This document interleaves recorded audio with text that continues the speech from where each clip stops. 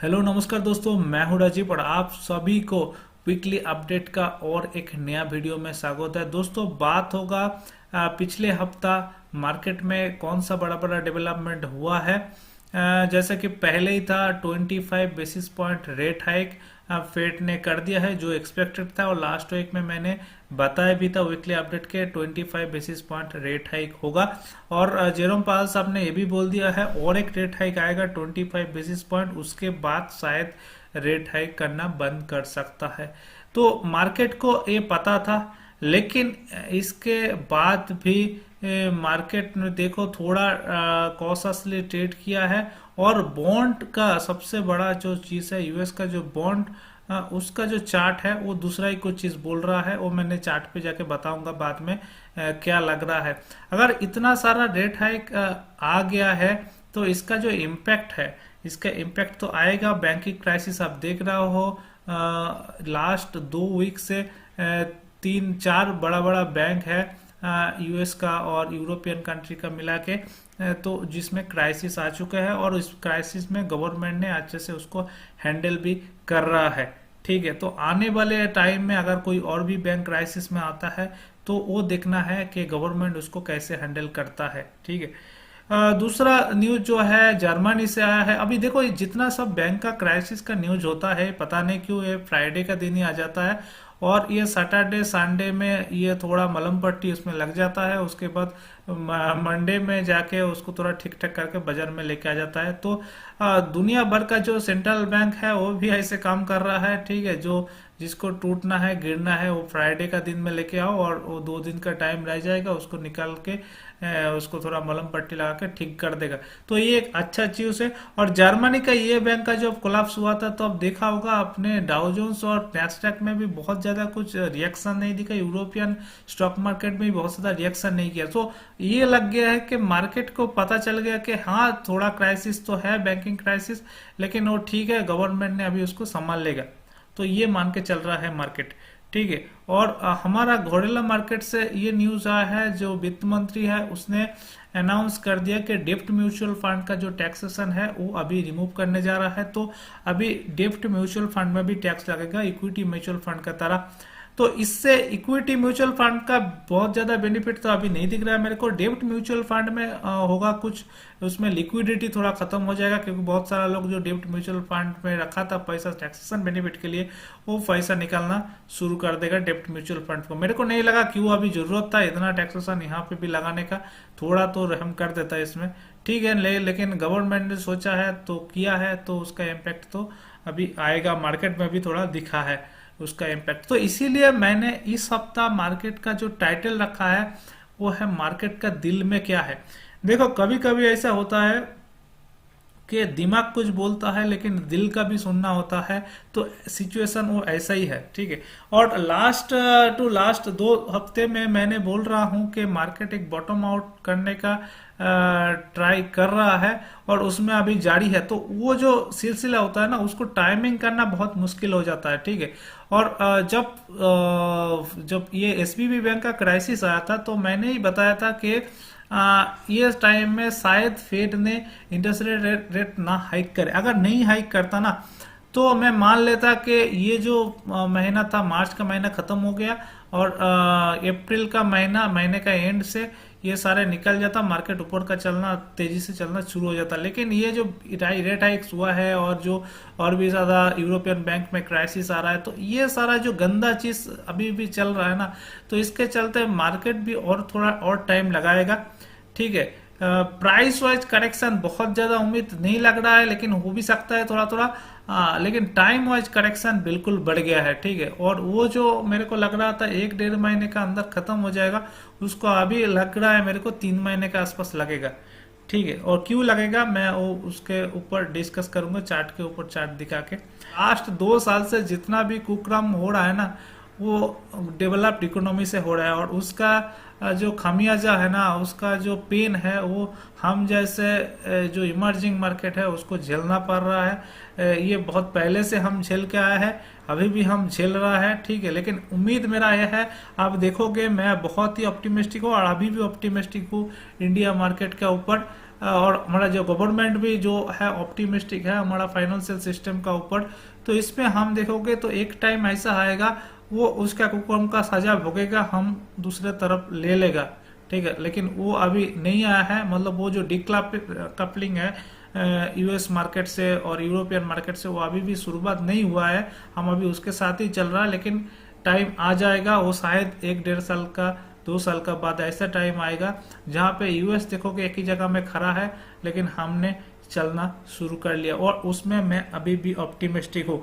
तो बड़ा time frame में आप अगर देखोगे, कुछ चीज को बड़ा करके अगर देखोगे तो दिल में तो ऑप्टिमिज्म बिल्कुल है, और मार्केट का भी दिल में, हमारा मार्केट का मैं खास तरह से बात कर रहा हूँ, दिल में ऑप्टिमिज्म है।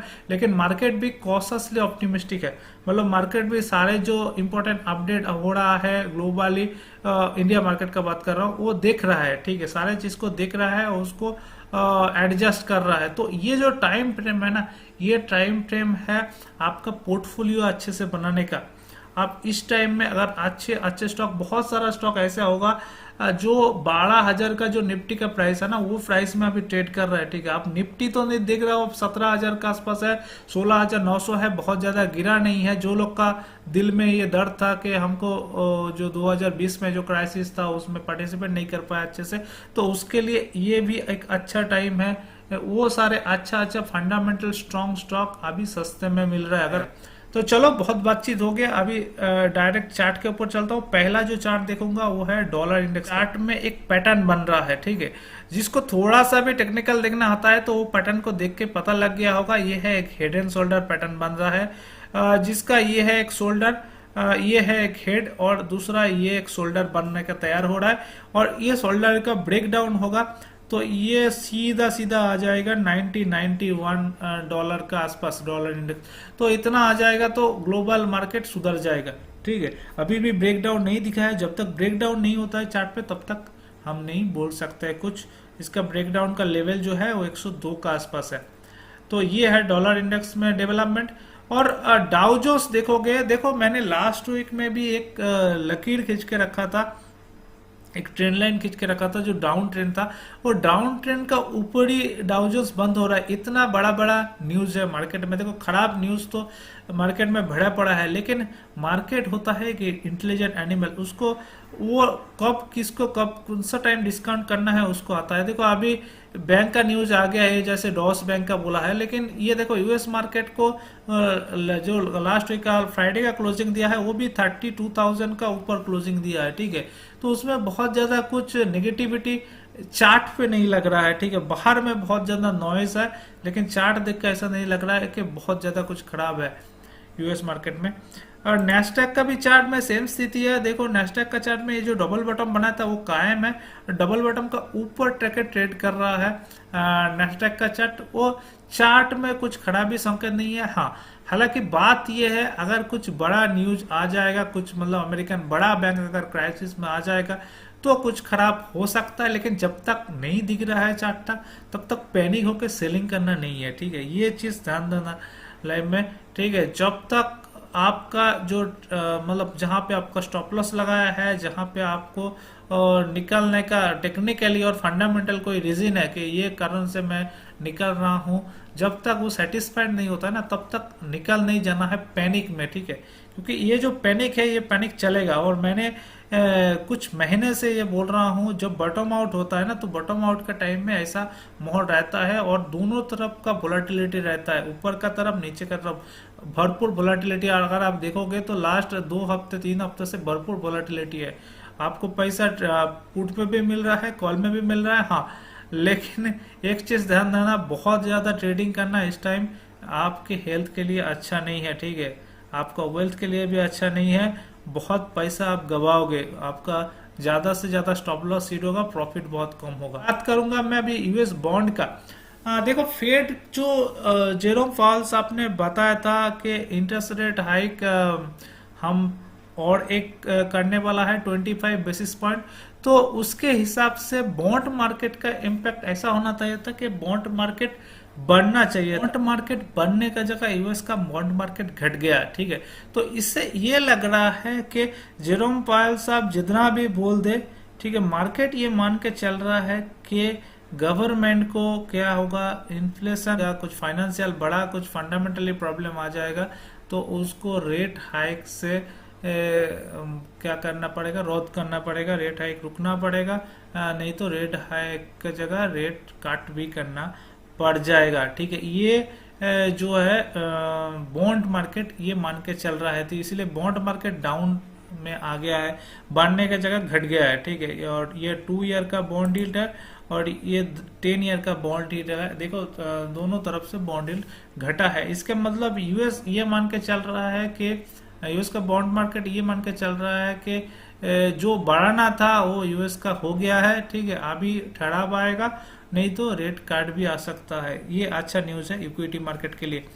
अभी चला आता हूँ इंडिया मार्केट में। इंडिया का देखो फिक्स बहुत ज्यादा कुछ बहुत उछला नहीं है, एक रेंज का अंदर ट्रेड कर रहा है। तो इतना न्यूज बाहर में फैली हुई है, ठीक है, बहुत सारा, लेकिन फिर भी मार्केट में उतना ज्यादा जो इम्पैक्ट है वो प्राइस में नहीं दिख रहा है। अभी देखो ये जो मैंने सपोर्ट लाइन जो मैं खींच के रखा था, ये सपोर्ट लाइन का ऊपर ही ट्रेड कर रहा है। ये 16,900 का जो सपोर्ट था, 16,800 से 900 का ऊपर एक इम्पोर्टेंट सपोर्ट जोन है। यहाँ पे बार बार सपोर्ट लेके मार्केट ऊपर का तरफ चल रहा है। ठीक है, अभी आने वाले टाइम में देखो अगर हमको यहाँ से ये सारे जो चीज है इसको जल्दी निपटाना है, तो देखो मार्च महीने का टाइम में ऐसा ही खराब टाइम रहता है। ये भी जो महीना था, ये हर बार मार्च महीने का टाइम में अगर देखोगे ना, ये 2020 का मैंने बड़ा टाइम में चला जाता हूँ तो 2020 का मार्च में जाता हूँ। देखो ये है 2020 का मार्च, ठीक है, ये है 23 मार्च जो 7,900 का लो लगाया था 2020 में। ठीक है, हमने तो ये मार्च का महीना था। उसके बाद देखोगे आप धीरे धीरे मार्च का महीना खत्म हुआ और मार्च महीने का एंड में हम लोग 8,000 का आसपास आ गया था। उसके बाद फिर रैली बना, यहाँ पे डबल बॉटम बना, फिर ऊपर का तरफ चलना शुरू हो जाएगा। 2021 का भी अगर मैं मार्च का महीना देखता हूँ तो ये है 2021 का मार्च का महीना, जहाँ पे वो साल का लो लगाया था 14,000 का आसपास मार्केट करेक्शन कर रहा था। 14,000 14,024 के आसपास। फिर देखोगे आप अप्रैल महीने के बाद से मार्केट ने फिर करेक्शन को फिर अप साइड लेना शुरू हो गया, फिर 15,000 16,000 तक चला गया जुलाई का महीने में। ठीक है, मतलब 1,000 पॉइंट का अप साइड मूवमेंट दिखा। फिर 2022 का भी देखो, ये मार्च का महीना है जहाँ पे हम 15,900 का आसपास आ गया था। फिर ये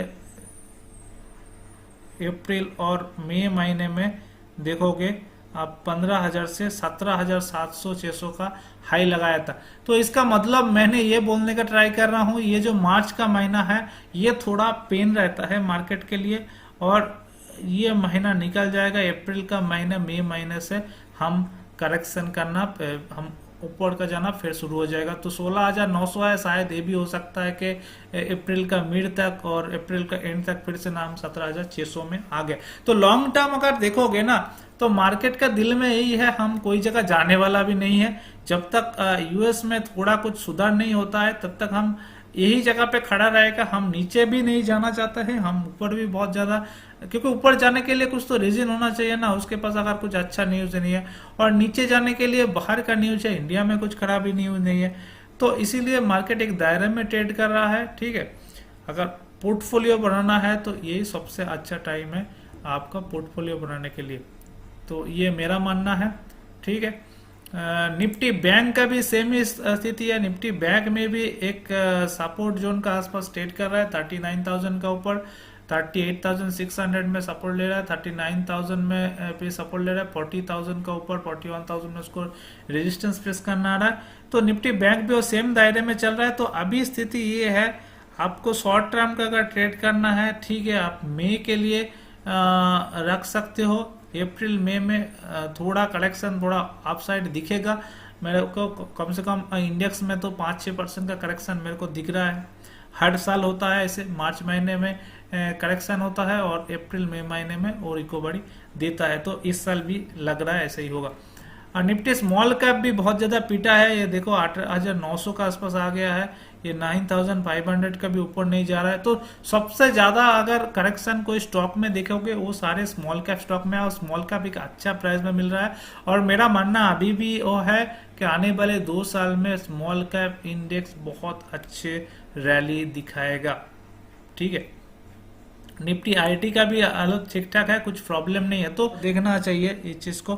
कॉशसली ऑप्टिमिस्टिक, मैंने एक वर्ड बोला था कॉशसली ऑप्टिमिस्टिक इसलिए हूं मैं। अगर देखो ये 16,800 कभी तोड़ता है ना, और अगर क्लोज होता है 16,400 500 में, अगर आके कभी भी आने वाले 1-2 हफ्ता में अगर ऐसे करता है, तो इसको तो फिर वो 15,900 16,000 तक जाना है, तो तब 1,000 पॉइंट 1,200 पॉइंट का आपको रैली मिलेगा, उसमें आप पुट लेके चल सकते हो। लेकिन अभी इस बार जब तक ये नहीं तोड़ रहा है ना, तब तक कुछ खराबी नहीं है चार्ट के ऊपर। यही है मार्केट का दिल का बात जो मेरे को लगा, आपके साथ मैंने ताजा किया। तो वीडियो कैसा लगा ये बताना, वीडियो अच्छा लगा तो वीडियो को लाइक करो, दोस्तों के साथ शेयर करो, चैनल को अभी तक सब्सक्राइब नहीं किया तो बेल आइकन दबाओ और चैनल को सब्सक्राइब कर लो। चलो दोस्तों चलता हूँ, गुड बाय, जय हिंद, बाय बाय।